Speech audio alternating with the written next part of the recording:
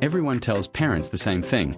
Open a 529 plan early and your child's future is secure. It sounds responsible, loving, and smart. Friends recommend it. Financial advisors promote it. The message is simple.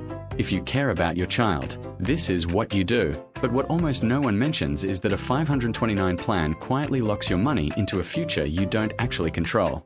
On the surface, a 529 looks perfect. There are tax advantages. There's long-term investing. There's a clear, socially approved goal.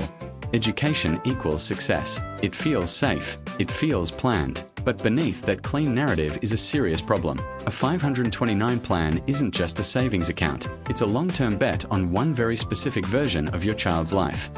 It assumes your child will go to college. It assumes college will still be worth the cost when that time comes. And it assumes the rules around education, careers, and money won't change in any meaningful way. That's a lot of assumptions packed into one account. The real issue isn't investment returns, it's restriction. Flexibility is quietly traded away in exchange for tax benefits, and most families don't realize that trade-off until years later. Once your money is inside a 529, its usefulness becomes narrow. It works well if life follows the exact script the plan expects, but if reality goes off script, penalties appear and options disappear. Your money is still there, but its freedom is gone. Let's start with the most common scenario people avoid thinking about. Your child doesn't go to college. Maybe they start a business. Maybe they choose a trade. Maybe they join the military. Maybe they pursue creative work. Maybe they simply don't want 4 years of lectures, tests, and debt. From a real-world perspective, many of these paths are practical, profitable, and often smarter, but financially, the 529 treats them as mistakes. If you withdraw money for non-qualified expenses, you pay income tax plus a penalty on the gains. After saving patiently for 15 or 18 years, you're punished for adapting to reality. Think about how strange that is. You did the responsible thing. You saved. You planned ahead. And then life happened. And the system says, that will cost you extra. That leads to an uncomfortable question. Since when did choosing a different path become a financial failure? The second trap is overfunding, and it's far more common than people expect.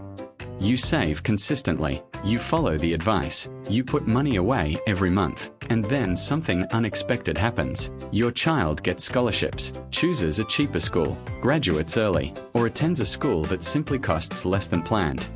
Suddenly, there's extra money sitting in the account. Now what? You can move it to another child. If you have one, you can keep it for graduate school. If that ever becomes relevant, you can change beneficiaries, or you can leave it where it is, locked in place, waiting for a future expense that may never arrive. This creates one of the strangest problems in personal finance. You saved too responsibly, too early, for too specific a purpose. Your money exists, but it's trapped, useful only under narrow conditions. The third issue is the biggest one, and almost no one talks about it honestly. The assumption that college will always be the best and safest investment. For decades, this assumption made sense. Tuition rose rapidly. Degrees were required for most good jobs. Parents were told that no matter the cost, college was the price of entry to a stable life. But the world is changing faster than most financial advice. Tuition inflation has slowed. Online education has exploded. Employers are quietly removing degree requirements. Skills-based hiring is growing. AI is reshaping entire industries faster than universities can update their programs. In many fields, what you can do now matters more than where you studied years ago. Yet the 529 plan is built entirely around the idea that traditional college remains the default path to success. That means you're locking long-term money into a system whose value proposition is already shifting. When you step back, it becomes clear that the biggest risk isn't market volatility. It's committing future money to a narrow definition of success before your child even knows who they are. So what's the alternative? It's not ignoring education, it's not refusing to save, and it's not saying college is useless. It's choosing flexibility over optimization. Instead of committing money to a single-purpose account, many families prefer flexible investment options that can support many outcomes. College, if it makes sense. A business, if that's the path. A first home. Career transitions. Gap years. Opportunities that don't even exist yet. The core idea is simple, but powerful. Your money should adapt to your child's future. Your child's future should not be forced to adapt to your money. A 529 plan isn't automatically bad, but it's also not automatically good. It works best only when life follows a very specific script, with very little room for deviation. So here's the real takeaway. A 529 assumes college is guaranteed. It penalizes alternative paths. Overfunding creates trapped money. Education itself is changing rapidly, and in an uncertain future, flexibility is often more valuable than tax advantages.